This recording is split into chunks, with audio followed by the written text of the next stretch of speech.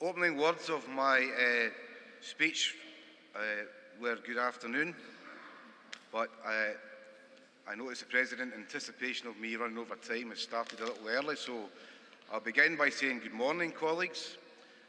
I can guarantee you it will be afternoon by the time I finish. I'll do my best to make sure it's not evening. I'm very pleased to present this, my fifth report to AGM. The first being a few months after I started as Gen Sec in 2012, which was actually the last time we were here in Dundee. And in the first report which I gave to conference, I highlighted the importance, as I saw, of the EIS re-engaging our membership, the importance of building activism within the union, and the importance of not being afraid to utilise our collective strength as an effective trade union.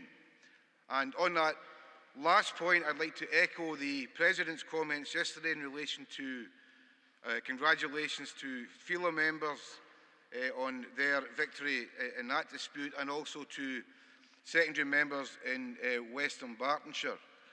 I was fairly directly involved in Western Bartonshire in some of the discussions, and I'd like to acknowledge that Mick Dolan, who's point 5 of the LA Secretary remit there, Mick and I are now officially besties, and we may even be BFFs, and somebody will have to explain that to Mick, because you'll have no idea what I'm talking about, but we have worked very closely together, and it has been, I think, a real vindication of the result that can be achieved when members act and stand together. And for those of you who got a chance to visit the picket lines in Western Bartonshire, there were 6 days of strike action, which is significant. In the 80s, when we talk about the campaign we ran, there were members who weren't out on strike for 6 days in the 80s. So those 6 days showed a real solidarity and commitment from the members. And what struck me was, despite the difficulties with the local authority, members had made their mind up that they had drawn a red line and were prepared to make a stand. And I think the outcome is a testament to their determination, and my congratulations, as I say, to all of the participants in that particular strike. I also, in that first speech to AGM, asserted the importance of us asserting not only our trade union muscle, but also our professional voice as practitioners, because we do represent expertise in education, and as a collective, the EIS is the single biggest cohort of individuals whose daily lives make a difference to the learning of children and students in our care. And that expertise is something that should be central to all the discussions around how education moves forward over the next period. And I'm going to return to some of those themes in the course of this particular presentation. There's been a very strong focus on education recently as part of the Scottish elections. Politicians were practically falling over themselves to say how much they cared about Scottish education and what wonderful things they would do in terms of resources and finance if only they were elected. And I am pleased that education was so central stage in that election, and we need to make sure it remains central stage, because that focus is entirely welcome. Scotland's teachers, Scotland's schools have nothing to fear from scrutiny, because day in and day out our members deliver for Scotland's pupils and students. I did remark on a few different platforms during the election that sometimes when politicians debate education, more heat is generated than light. And I wasn't meaning to be too cheeky in that comment, but the simple fact of the matter is that politics in Scotland, as elsewhere, is often a brutal adversarial arena where, for the politicians, scoring party political points seems to be more important than actually addressing the real issues. And in our daily practice, we try to instill in children and students an understanding that cooperation and collaboration is a more effective problem-solving strategy than naked competitiveness and aggression. And I think it's a lesson that politicians might care to learn, not only in terms of how they work together, because we have lost a lot of the consensus that used to be there around Scottish education, but also, and more particularly, in terms of how they work with us, how they work with the profession, because ultimately it is teachers and the actions of teachers alone which will make the real difference in the classroom. And we do have a number of shared objectives where that collaborative approach might bear some fruit. There is almost a universal ambition across everyone involved in education to address the impact of poverty on educational achievement.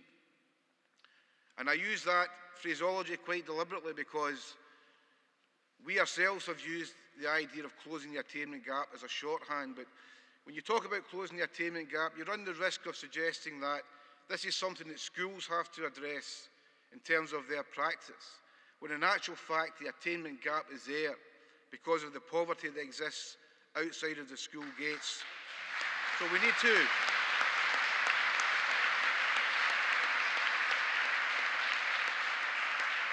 So I think we do need to try and reshape that narrative so that we are focusing on the real issues.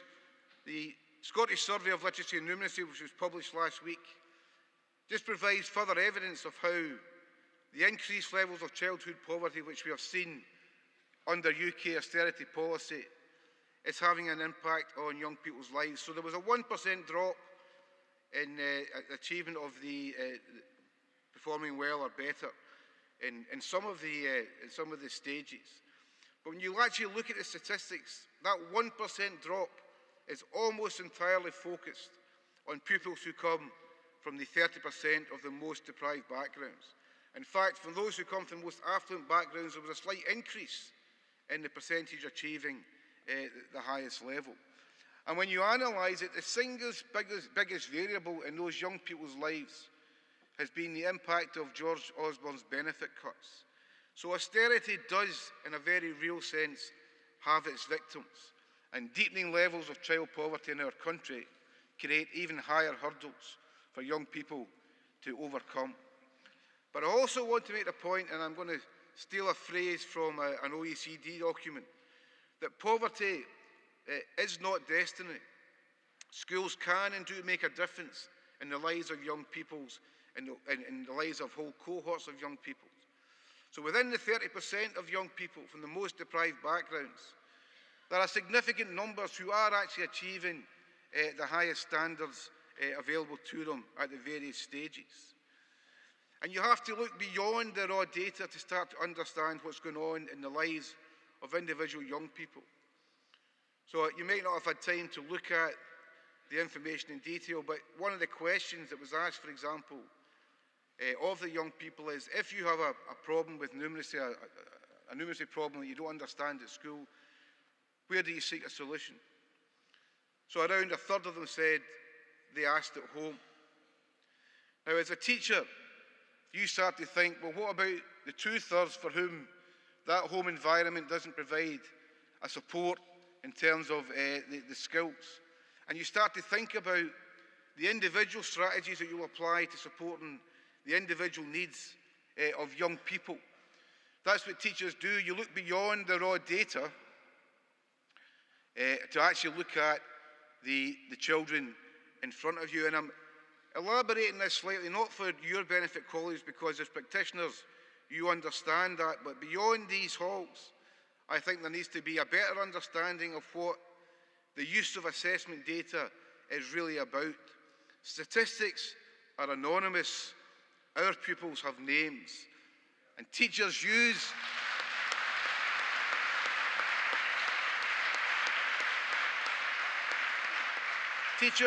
Teachers use assessment data to inform teaching and learning, to focus on the needs of the child. And we are absolutely clear that the prime purpose of assessment in all its forms should be around supporting children's learning. We've had some discussion this morning around the National Improvement Framework, which seeks to pull together statistics and data from across Scottish education. And it's presented as something new. I think we do have to just nail the myth that somehow, before the National Improvement Framework, there was no data in the Scottish education system. It's quite ironic that only a matter of a few years ago we had Mike Russell speaking at the AGM, and he announced the setting up of the Tackling Bureaucracy group, and we had a report published, which is a good report and one that we should still be seeking to apply in our schools. But one of the areas that was highlighted and agreed upon by all concerned was the level of unnecessary monitoring and tracking that took place through programmes like On Track with Learning. And we actually set a target for tackling bureaucracy around reducing the level of assessment data that was kicking around the system for no good purpose. And then a few years later, we're told, ironically, that data doesn't exist, when in fact reducing the data has been one of our targets. The big difference, I think, and we do need to pay attention to this, is that the National Improvement Framework shifts the locus of that data quite firmly away from schools and local authorities to Scottish Government. And it's a signal of intent, I think, around Scottish Government's intention to create stronger leadership for itself around local education performance. The litmus test, of course, will always be what flows from any analysis of data. It's potentially positive if it leads to increased investment, increased resources. It is potentially negative and potentially absolutely destructive if it narrows the focus onto an obsession with targets, which I think will be a huge temptation for people who are not driven by classroom practice. And there's a simple message, colleagues, for those who might be thinking along those lines. We've been there before, and we're not going back to it again.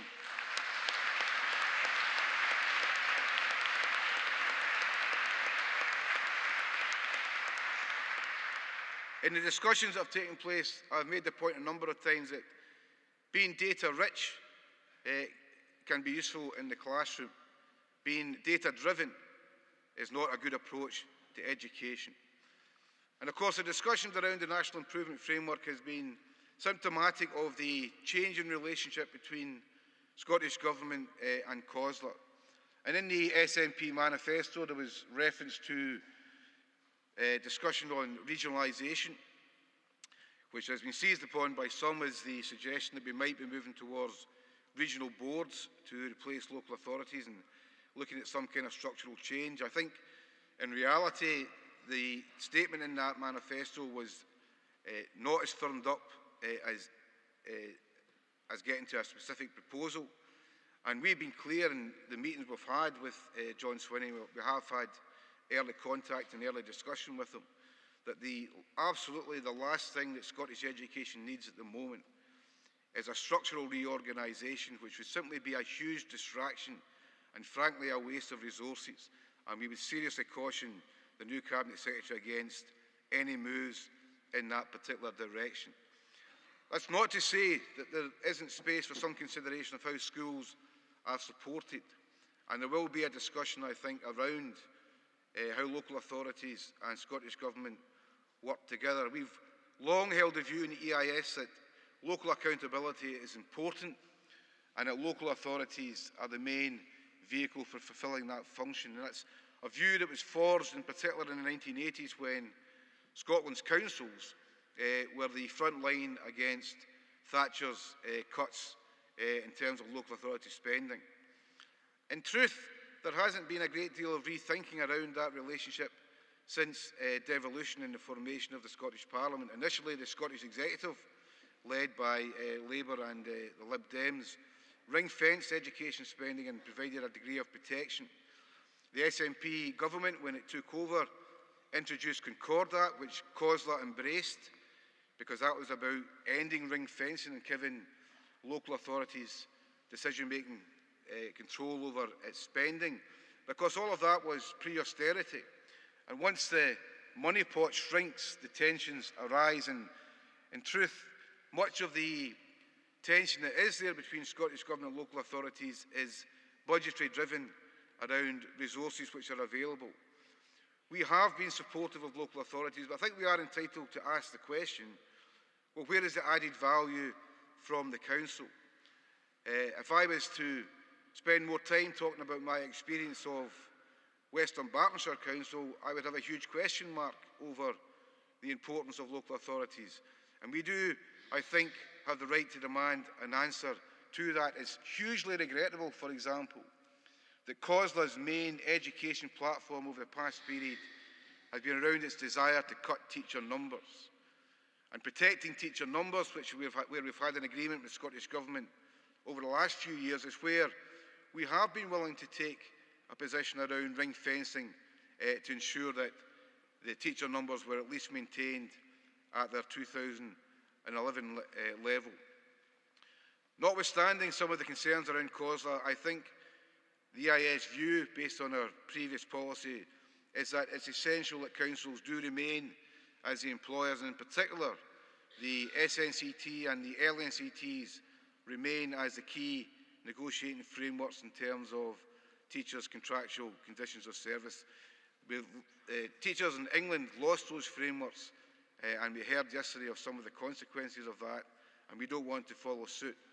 That's not to say there isn't space for looking at some new dynamics around how schools are supported, and there was some discussion earlier, for example, around additional funding going directly to schools. We don't, in principle, object to funding going directly to schools. In fact, we've actually argued for it during the CFE programme in a number of instances where we wanted the money to go directly into local departments, subject departments, per capita budgets. So if it's about ring fencing education spending, that can be a bonus. There is a balance to be struck, however, because our head teacher members are already overworked, and taking on bursar duties would only worsen the position. And we do need to recognise that too many schools are not sufficiently collegiate in practice to ensure that it's school communities who control any additional spending rather than individuals. So there may be some space for discussion, but I think there are some serious caveats that, from our point of view, we would want to lay down to make sure that we're not going down the English route of supporting effectively an academisation type approach to education.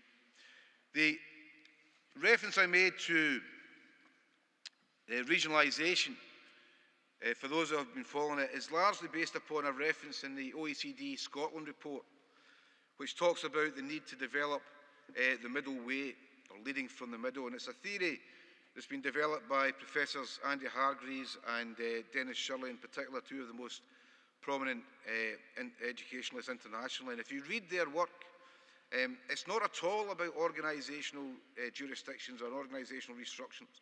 In fact, most of their work attacks the kind of hierarchies that we currently suffer under in terms of control in Scottish education. And what they focus on is the importance of pedagogical discourse between practitioners, about actually allowing teachers to talk to teachers about what makes a difference in the classroom, free from top-down management approaches.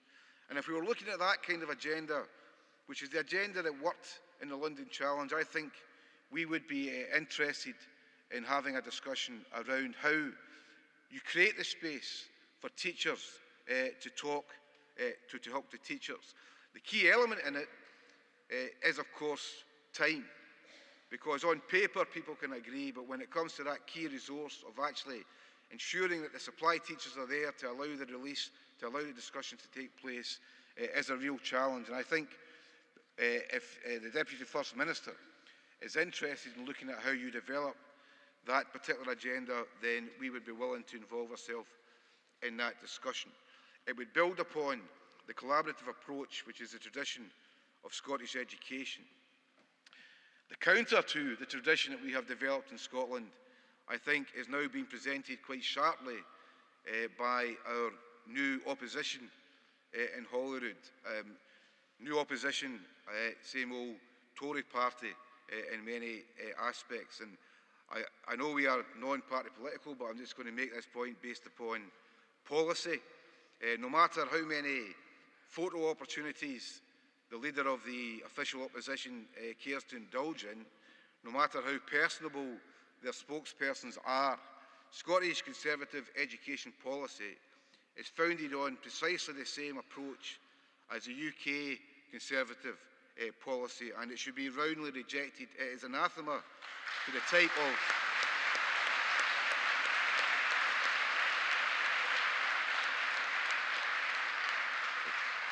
It is, colleagues, anathema to the type of public sector societal good approach that we have embraced in Scotland, and I certainly hope that the presence of a voice to the right of them might indeed push Scottish Government a bit more to the left, which would be a welcome shift also. In relation to that particular right-wing agenda, you probably not have heard of this guy, but I was quite interested to read some comments last week in the press from a fellow called Toby Young, who, oh, you have heard of him, who was described as the poster boy for free schools, the free school movement in England, and certainly one of the right-wing champions of education policy as pursued by the UK government. And he was the chief executive officer of a chain of free schools, and he has resigned from his 3-day-a-week job last week. The Mirror ran a headline saying, "Toby Young admits running a school was harder than I thought in extraordinary free schools climb down." And amongst his many regrets, he went on to say he was sorry he had been so dismissive of teacher workload, and says he has a newfound respect for the profession.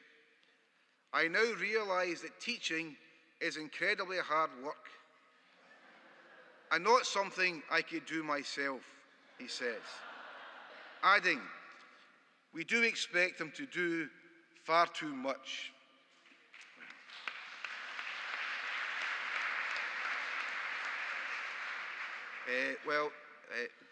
No brown stuff, Sherlock.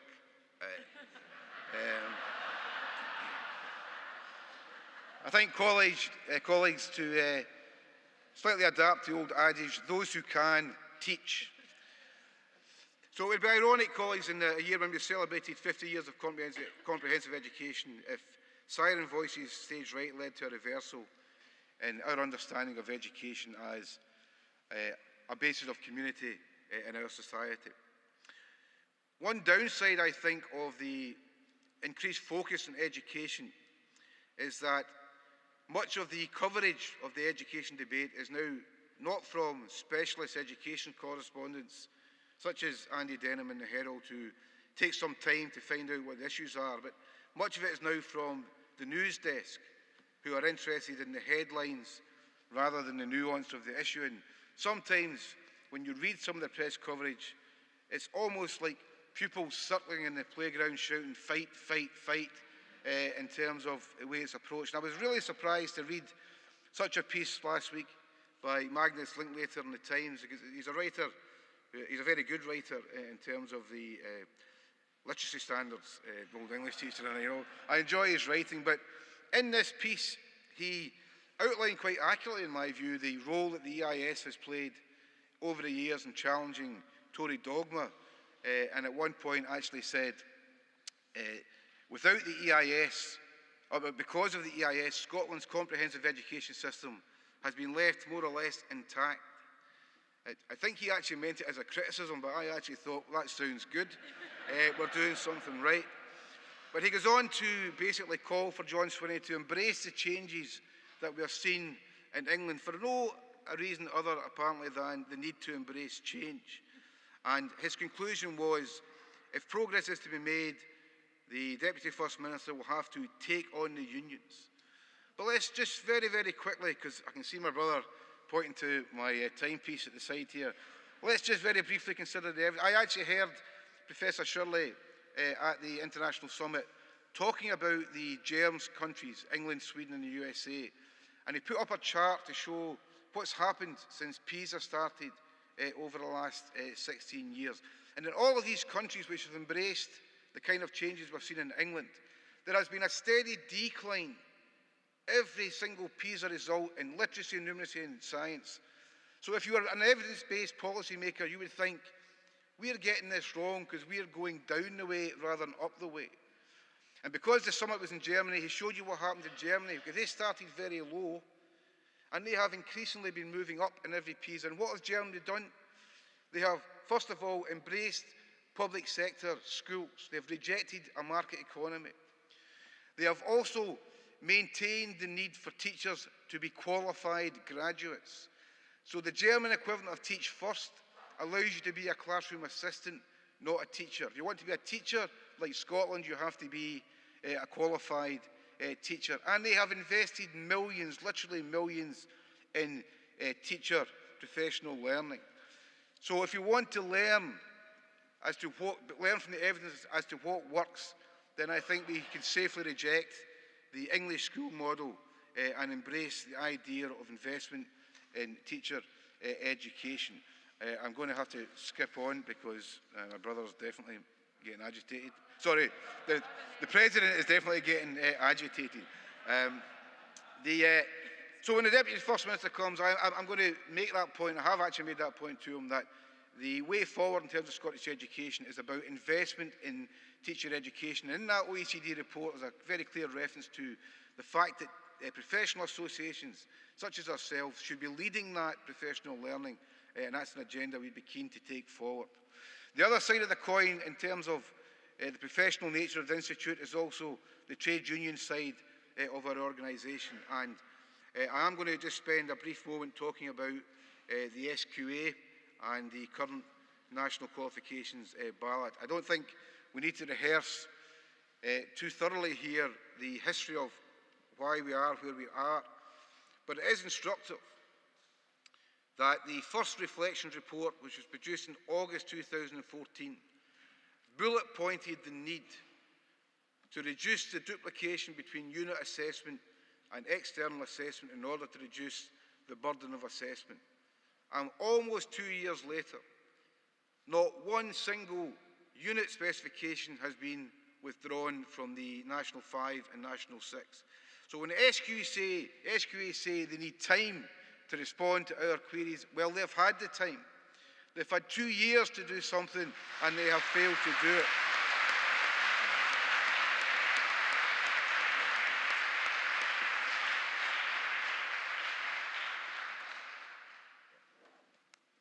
I don't know if you've seen this. You probably haven't, because you'd have to download it and print it off from your department's per capita, and then find not quite a shiny green folder, but find a nice, good folder. This is the SQA's next steps for national qualifications. And if you put that on the table, it looks quite substantive. If you actually read through it, it says nothing. It really does say nothing. Nothing is going to happen.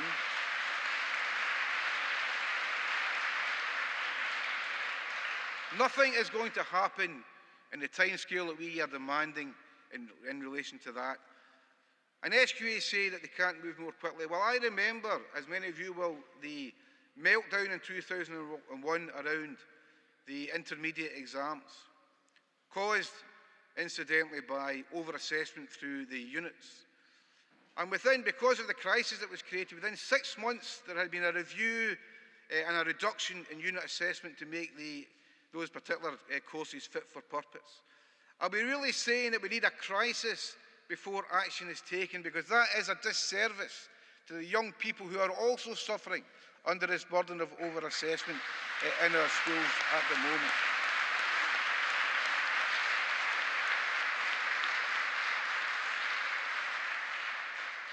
I did say to Janet Brown at the dinner last night that I would be making some comments on the SQA, which she had expected. I said that there is some good news. I'm also going to make some comments about Education Scotland, which cheered her up a little bit. But I do think we do have to make some reference to Education Scotland, because we warned when Education Scotland was put together that combining a support function with the inspectorate was going to be a difficult task. And I think, generally speaking, our view of the support that's been provided around CFE generally and the national qualifications from Education Scotland is simply could do much, much, much better. I was at Hermitage Academy, where our members have been under the cosh for no fault of their own in relation to the national qualifications. and I was reporting on some of the actions that have been taken, and I did mention that Education Scotland were producing another support package, and I got an unexpected burst of laughter. And I said I wasn't actually a joke, but I think the fact that that was how people responded tells us much. And in relation to, and again, you may not have seen this, but in relation to the clear and unambiguous guide note that was issued by Education Scotland last week, it has on one side of the page an exhortation that all children have to continue the BGE till the end of S3. And it has on literally the other side of the page an explanation that you can draw down into S3 unit assessments from National 4 and National 5. Now, you can do one or the other, but you can't do both. And that is a typical example of the confused and confusing advice that has been coming from Education Scotland. And our schools, our members and our pupils deserve much, much better.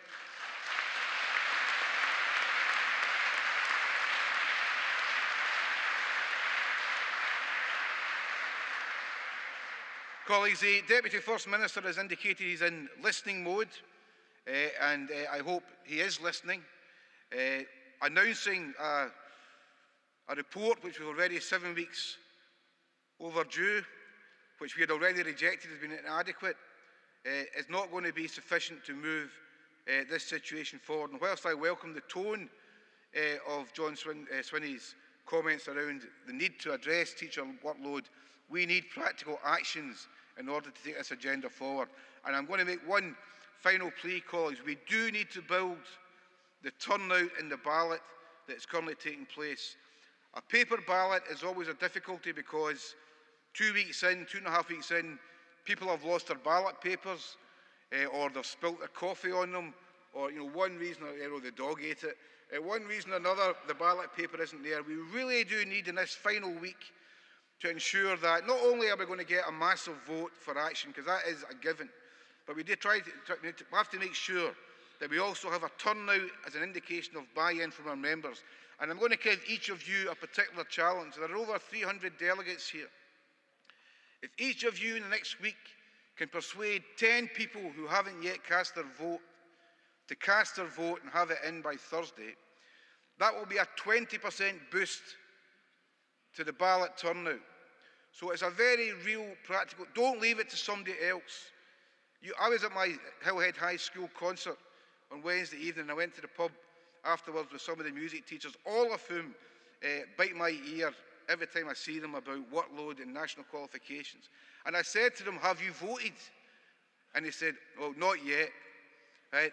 And they are absolutely yes votes, but they just hadn't got around to putting that cross on the paper in the envelope, and the envelope into the post box. So please, colleagues, let's make a real push around getting a big turnout for the ballot next week, because it is important.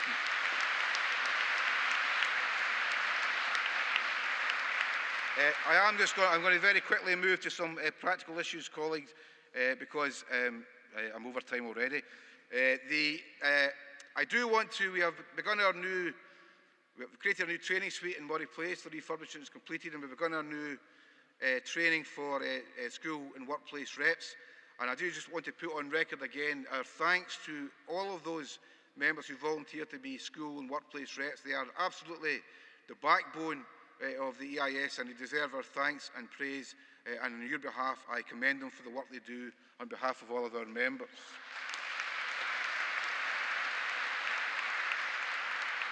I announced last year, colleagues, that we had over 50 first-time delegates to AGM.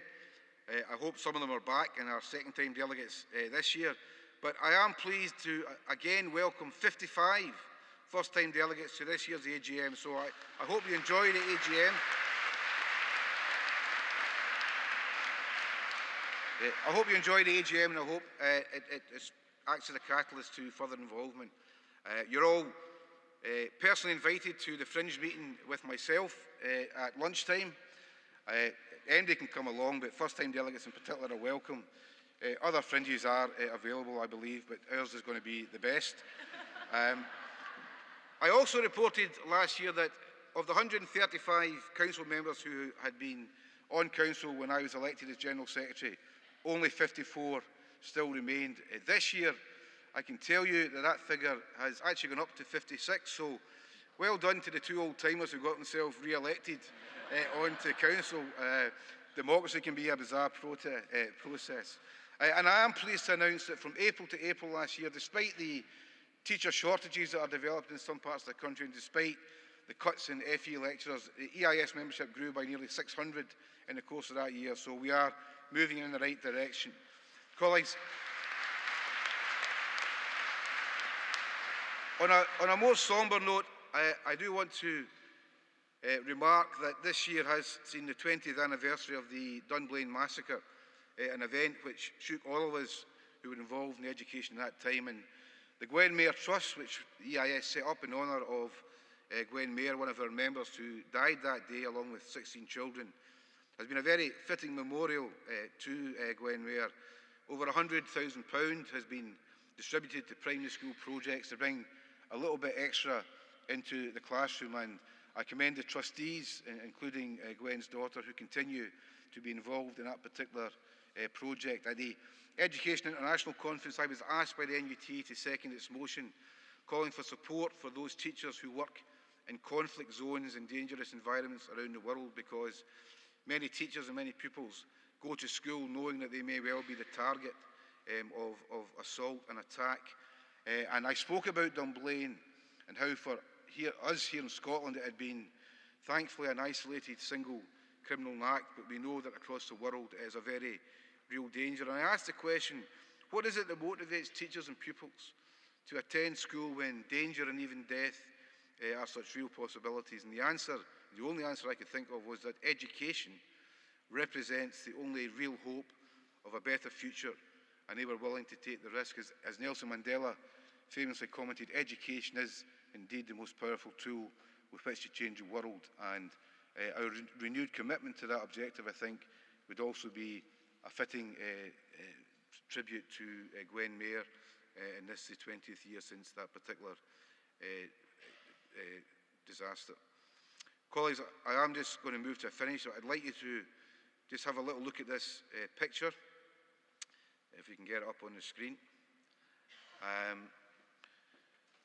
So some of you may recognise it. I was indeed at the Bruce Springsteen concert in Glasgow last week, and I took this picture of the crowd at Hampden. You might be wondering why I'm showing it to you here at AGM. And some of you may even be a little fearful that I'm going to burst into song. You're safe enough, colleagues. I am not going to be asking anybody to strap their hands across my engine anytime in the near future. The reason I show you this picture is that, coincidentally, 55,000 people attended the Bruce Springsteen concert.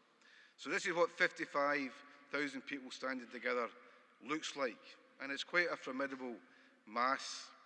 And one of the things that Bruce Springsteen likes to do at his concerts is, towards the end, he sings a song with a kind of local flavour, something to do with the area rather than one of his own songs. So at this particular event, he sang Lulu's Shout, and it was very loud because it was late in the evening and people had been slaking their thirst and were in the mood for a song. So it was very, very, very loud.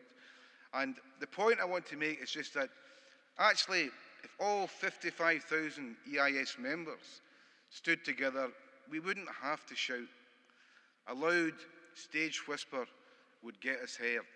And trade unionism, colleagues, is about collective voice. Trade unionism is about collective action. And the EIS is about collective voice and collective action. And let's put that into practice over the next year. And let's start with a massive yes vote in the National Qualifications Workload Ballot. Thank you, colleagues.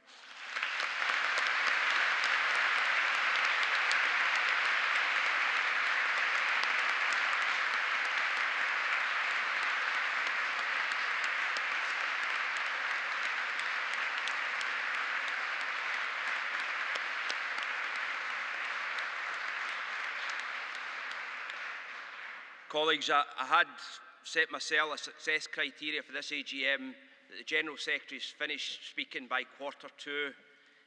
So the key to that was starting early. So thanks very much to Lawrence. I think for the first time, both the General Secretary and the outgoing President will be looking forward to seeing less of their family next year. But there we are. So colleagues,